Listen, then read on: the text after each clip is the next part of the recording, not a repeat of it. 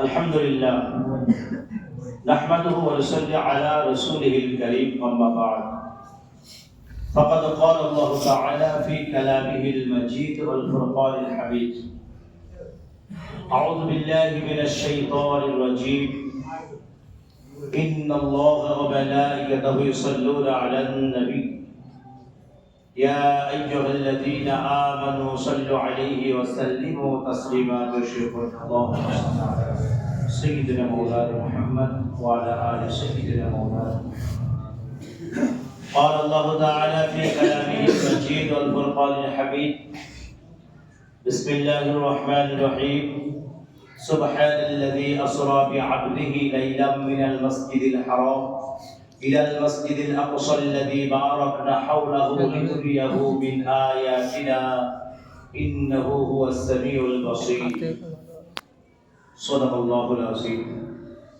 মহাসম্মানীয় আজকের জুমার সমস্ত মুসল্লিবৃন্দ, আমরা সর্বাগ্রে সর্বপ্রথম আল্লাহ সুবহানাহু ওয়া তাআলার দরবারে লাখ কোটি শুকর আদায় করি যে মহান রব্বুল আলামিন আমাদের সকলকে তার পবিত্র স্থানে একত্রিত করেছেন, আসার তৌফিক দিয়েছেন। সেই মাহবুবের দরবারে, মুহিবের দরবারে সিজদা করে মস্তকে শুকরিয়া জ্ঞাপন করি। সকলে উচ্চ আওয়াজে বলি আলহামদুলিল্লাহ। তারই পরে মরুদুলাল মরুভাস্কর মা আমিনার লাল জগৎগুরু বিশ্ব নবী আশরাফুল আম্বিয়া সাইয়্যিদুল মুরসালিন রাহমাতাল লিল আলামিন জনাবে মুহাম্মদ রাসূলুল্লাহ সাল্লাল্লাহু আলাইহি ওয়াসাল্লাম তার উপর লাখ কোটি দরুদ ও সালাম আমরা আরেকবার বলি সাল্লাল্লাহু আলাইহি ওয়াসাল্লাম। পবিত্র মাহে রজবের আজকে 9 তারিখ, একটা জুমা পার হয়েছে, আজকে দুটো জুমা, এখনো 3টে জুমা আছে আলহামদুলিল্লাহ। মাহে রজবের 5টা জুমা, আল্লাহ পাকের রহমত। তো যাই হোক, 15 নম্বর পারা 17 নম্বর সূরা বানী ইসরাঈলের প্রথম আয়াত তেলাওয়াত করেছি। মেরাজ সম্পর্কে আলোচনা করতে গিয়ে সূরা বানী ইসরাঈলটাই সবচেয়ে আগে। মেরাজের প্রথম সাক্ষী হচ্ছে আল কোরআন, জোরে বলুন সুবহানাল্লাহ। তো যাই হোক, তার আগে আমি কয়েকটি কথা বলবো, আপনারা শুনবেন। প্রথম কথা হচ্ছে ঈদগাহে আগামী 20-21 জানুয়ারি জলসা, আপনারা জানেন। এবং বাংলায় 7-6-7 মাহ, তো ইংরেজি 20-21 মনে রাখেন। আগামী মনে হয় শুক্রবার আর শনিবার সম্ভবত, নাকি শুক্র শনি। তো যাই হোক, এই জলসায় যাদের কাছে কালেকশনে যাচ্ছে তারা কেউ 20 টাকা, কেউ 30 টাকা, 50 টাকা দিচ্ছে। অথচ শুনলাম ঈদগাহ কমিটি ধার্য করেছে 500 টাকা করে ধার্য করা হয়েছে। তো আপনারা যারা একেবারে অক্ষম তারা একটু কম দেন, একটু কম দিয়ে সাহায্য করেন। কারণ জলসাটা আপনারা জানেন যে ঈদগাহটা গ্রামবাসী সকলের, এটা কোনো ব্যক্তিগত কোনো মানুষের জন্য নয়। আপনাদের সুবিধা, আপনাদের সুবিধার্থে, আপনাদের গ্রামবাসী সুবিধার্থে, আপনার দরকার আপনি সেখানে বলতে পারেন, সমস্যা নেই। সুতরাং এই গ্রামবাসী কোষপুকুর কোনো পাড়া ভিত্তিক এই জলসাটা নয়, এই জলসাটা পুরো গ্রামবাসী সকলের। তাই আমি সকলকে বলবো যে আপনারা যাদের কাছে যাচ্ছে তারা আপনারা সকলে সহযোগিতা করেন। যেভাবে সহযোগিতা করলে জলসাটা সুন্দরভাবে পরিচালনা করা যাবে আলহামদুলিল্লাহ। বুঝতে পারছেন? সকলে সহযোগিতা করবেন।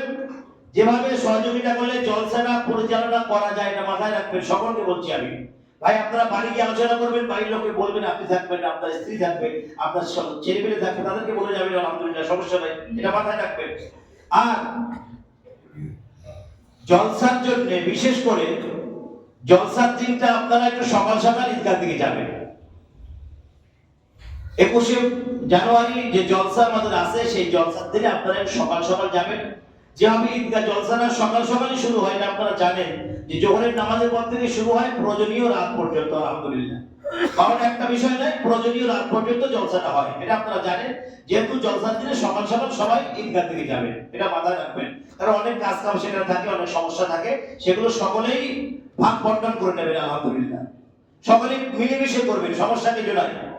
তাই ভাই সকলকে বলবো, যাদের পয়সা দেওয়ার নাম লেখা আছে, ওয়াদা করা আছে যাদেরকে, তারাও টাকাটা শোধ করেন। যাদের ওয়াদা করা আছে যে আমি 10,000 দেবো, 2,000 দেবো, 5,000 দেবো, তারা টাকাটা দিয়ে দেবে তাড়াতাড়ি জলসার আগে। এই জলসার আগে তারা টাকাটা পরিশোধ করবেন আলহামদুলিল্লাহ। যাদের যেটা ওয়াদা ছিল গত বছরের যেটা ওয়াদা করেছিলেন সেই জলসার আগে আপনারা সেগুলো সব পরিপূর্ণ মিটিয়ে দেবেন, বাস শেষ কথা। আপনার ওয়াদা আপনি মিটিয়ে দেবেন আলহামদুলিল্লাহ, ভালো কথা, কোনো সমস্যা নেই। ওয়াদা করলেন, ওয়াদা করে যদি ভুলে যান সেটা মন্দ কথা বা বাজে কথা, খারাপ কথা। ওয়াদা করে ভুলে যেতে নেই। আপনি ওয়াদা করছেন আল্লাহর সঙ্গে, সেই ওয়াদাটা মনে রাখবেন। সুতরাং আর নামাজ শেষে কবর জিয়ারত আছে, আপনারা সকলেই যাবেন, কারণ কারণ না কারোর বাপ মা সেখানে শুয়ে আছে, এটা মনে রাখবেন। কারণ দাদা দাদি, নানা নানি, ভাই ব্রাদার, আত্মীয় স্বজন, পাড়া প্রতিবেশী সকলেই কারণ না কারো সেখানে শুয়ে আছে। কেউ বলতে পারবে না যে আমার সেখানে কেউ নাই। সুতরাং মানুষের আসার সিরিয়াল আছে, যাওয়ার কোনো সিরিয়াল নাই। কে যাবে আগে ছেলে যেতে পারে, তারপর বাপ যেতে পারে, কিন্তু আসার সিরিয়াল আছে, আগে বাপ আসে, তারপর ছেলে আসে, তারপর নাতি আসে, সিরিয়াল আছে। যাওয়ার কোনো সিরিয়াল নাই, কোনো সিস্টেম নাই। আল্লাহ পাক এই সুন্দর সিস্টেম করে দিয়েছেন। আসবে সিরিয়াল আছে, যাওয়ার কোনো সিরিয়াল নাই। যার ডাক আসবে সে তাকে যেতে হবে, যার ডাক এসে যাবে তাকে হাজিরা দিতে হবে আল্লাহর দরবারে। সুতরাং সকলেই নামাজের পর কবর জিয়ারত সেখানে যাবেন। আর বাইরে কিছু মহিলা দাঁড়িয়ে আছেন, তাদেরকে সাহায্য করবেন। মনে রাখবেন, গোপনে সাহায্য করলে আপনার গোপনের গুনাহ, গোপনে যে অন্যায় করেছেন আল্লাহ পাক সেটা মাফ করে দেবে, এত বড় কথা। গোপনে যে গোপন দান করলো, কেউ মনে করলেন মসজিদের বাক্সে গোপনে 500 টাকা ঢুকিয়ে দিল, কেউ জানলো না, কিন্তু তার আল্লাহ তো জানলো। আল্লাহ বলছে, বান্দা তুই যখন দুনিয়ার মানুষের চোখ এড়িয়ে আমার ঘরে দান করলি, আমি আল্লাহ তোর গোপনের গুনাহ মাফ করে দিলাম। জোরে বলুন সুবহানাল্লাহ। আরেকটা কথা ভাই, মসজিদেরও কাজ চলছে, আপনারা দেখছেন চারিদিকে রং চলছে, রঙের পরে বাইরের কাজ হবে।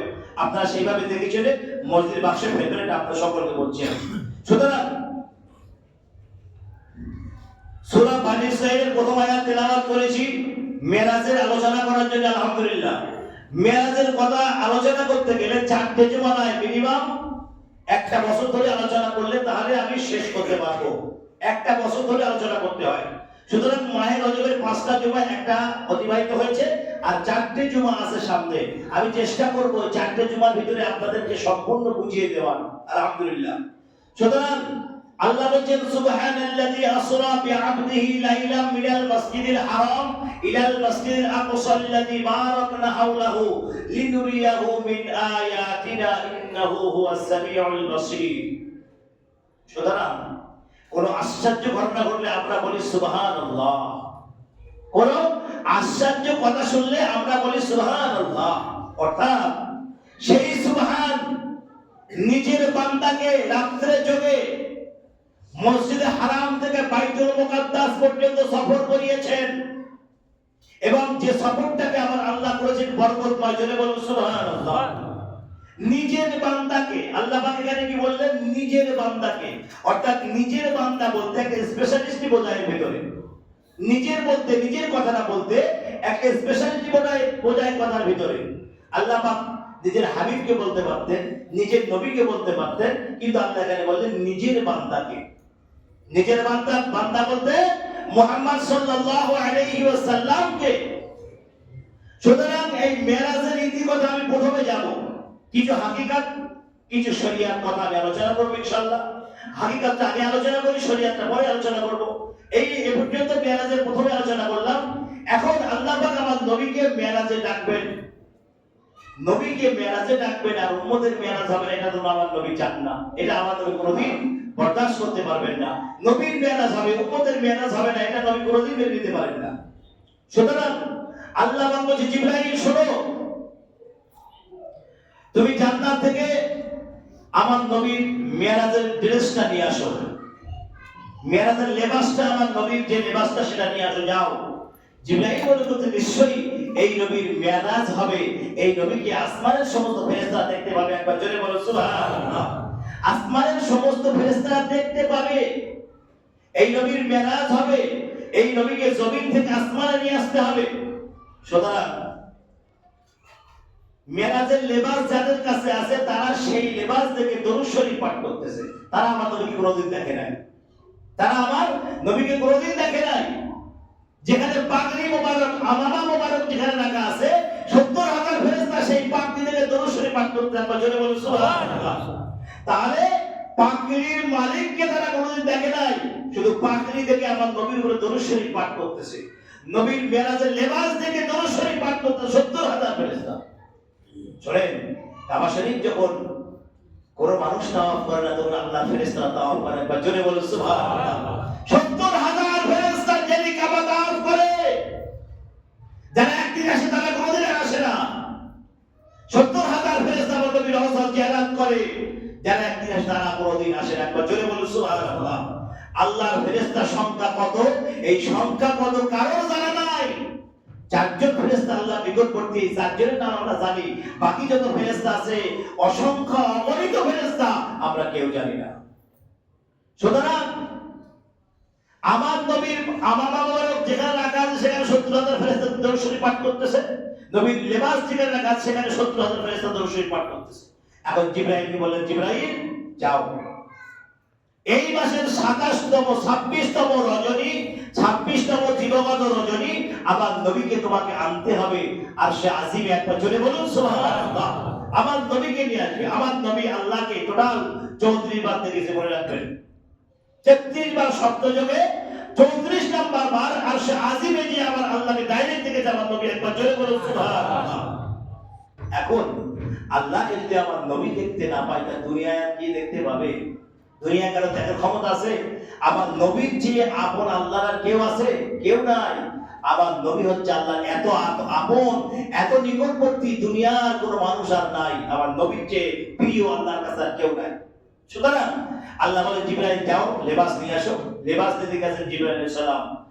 এখন যে ফেরেশতারা এই লেবাস থেকে দরুদ শরীফ পাঠ করতে, তারা বলে, জিবরাইল আমার মনে হচ্ছে সেই এই লেবাসের মালিকের কাছে তুমি যাবে। বলে, হ্যাঁ, আমরা সেই নবীর কাছে আমি যাব, এই লেবাস নিয়ে, আমামা নিয়ে এবং একটা ঘোড়া নিয়ে আমার নবীর দরবারে আমি যাব। সেটা কবে সেটা আমি বলতে পারছি না, করি।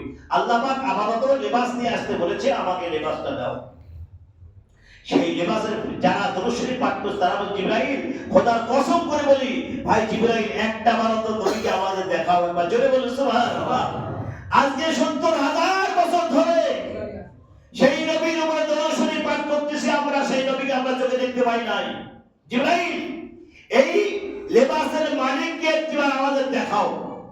তখন জিবরাইল সালাম ওয়াদা করলেন, তোমরা কেঁদো না, আমি ওয়াদা করছি আমি যাওয়ার সময় তোমাদেরকে নিয়ে যাবো। একবার জোরে বলুন সুবহানাল্লাহ। শরীয়তে বলা হয়েছে জিবরাইল আলাইহিস সালাম একা গিয়েছে।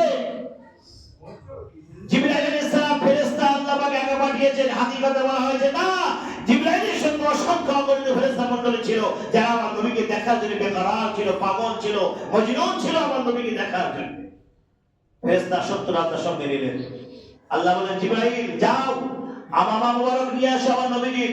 একটা কথা এখানে বলা বাহুল্য যে আমরা যখন কোনো মেহমানের বাড়িতে যাই, কোনো আত্মীয় স্বজনের বাড়িতে যাই, কোনো একটা স্পেশাল জায়গায় যাই, কোন ড্রেস পরবো এটা আমার আপনার চয়েস, আমার আপনার ইচ্ছা। আমরা কোন ড্রেস পরে যাব, কোন টুপি পরবো, কোন জামা পরবো, কোন পায়জামা পরবো, এটা আমার আপনার নিজস্ব চয়েস। কিন্তু আমার নবীর চয়েস করেছে আমার আল্লাহ। একবার জোরে বলুন সুবহানাল্লাহ।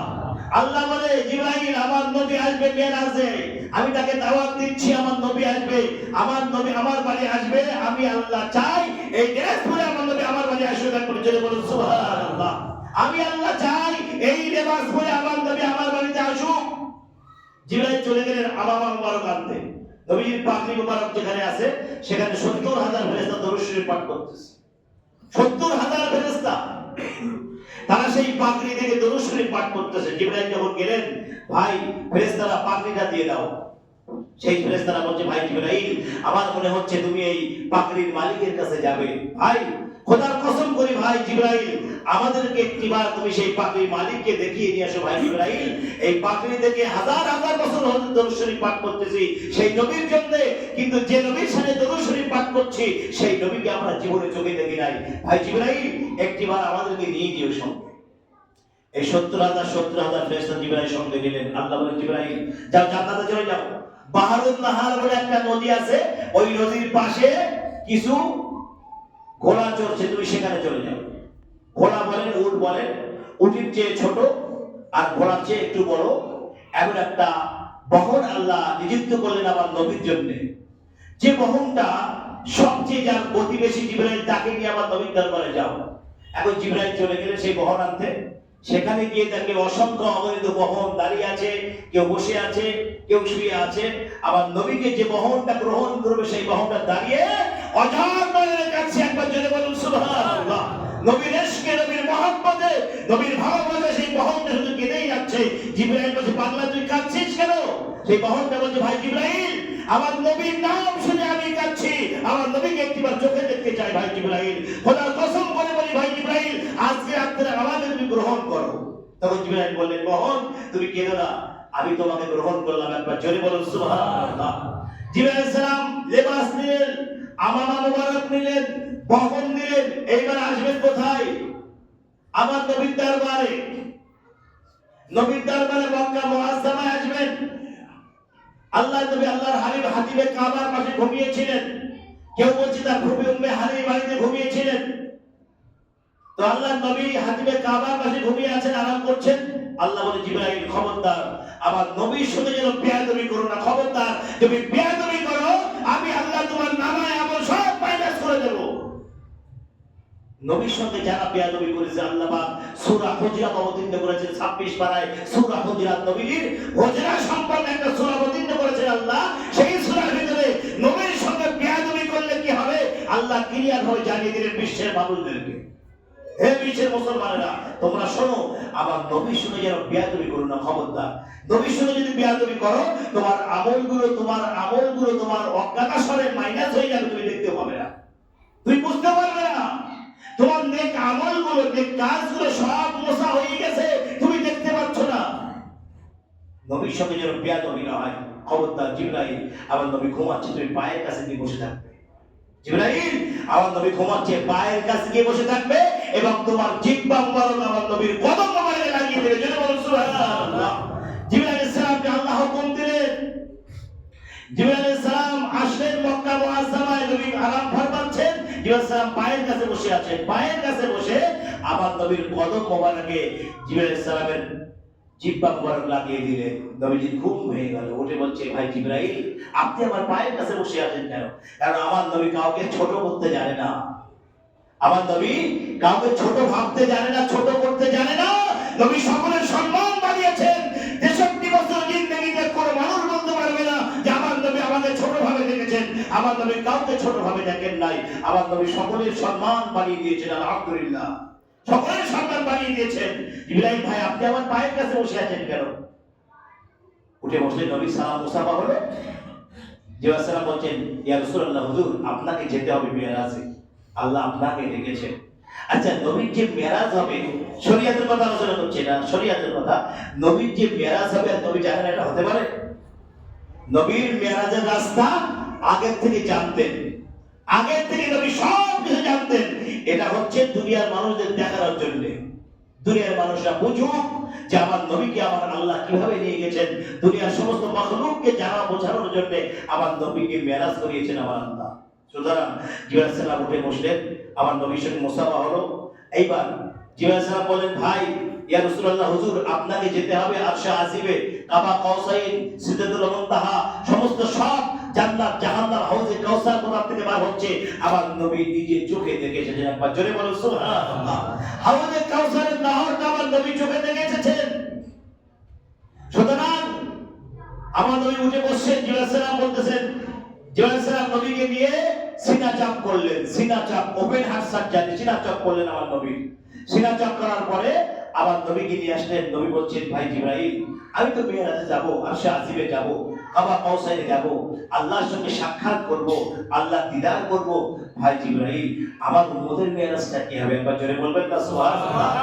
আমার নবী দুনিয়ায় 63 বছর ছিল, কোনোদিন উম্মত ছাড়া নবী কোনোদিন কিছু জানতেন না। উম্মত উম্মত বলে সারা জীবন কেঁদেছেন, কবরে শুয়ে আছেন, তাও রব্বি হাবলিয়া উম্মতি বলে কাঁদছেন আমার নবী আমাদের জন্য।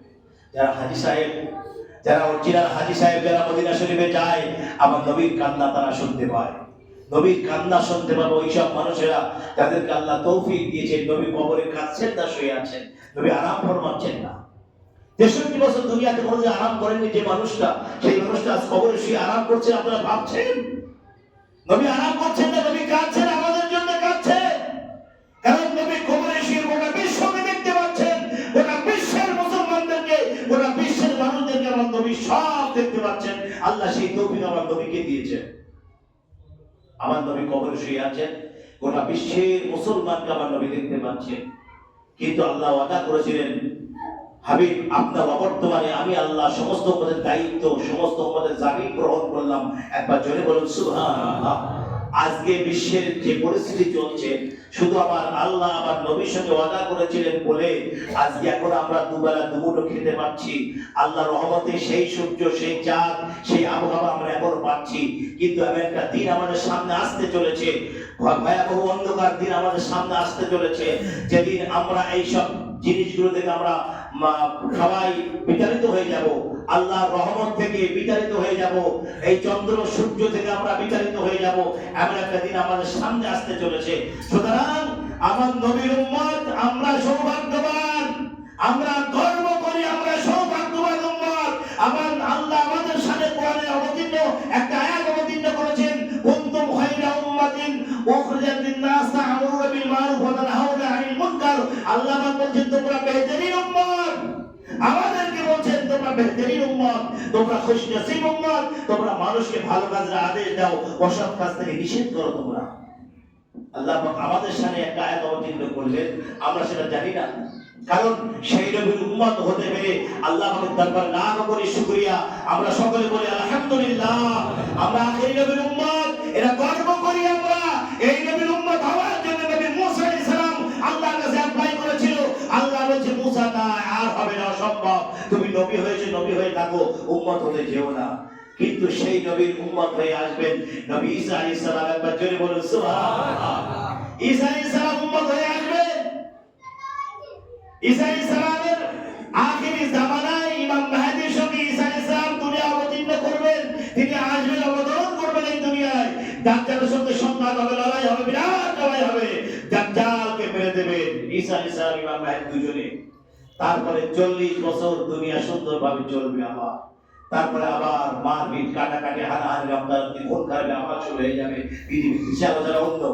যাই হোক, আলোচনা একটাই করলাম যে সামনে ভয়াবহ দিন আসছে আমাদের, যে দিনটা আমাদের সামনে দিয়ে পার হয়ে যাচ্ছে, মনে করবেন এটাই আলহামদুলিল্লাহ সুন্দর ভালো দিন পার হয়ে যাচ্ছে। এই দিনটা আপনি আর আগে খুঁজবেন না।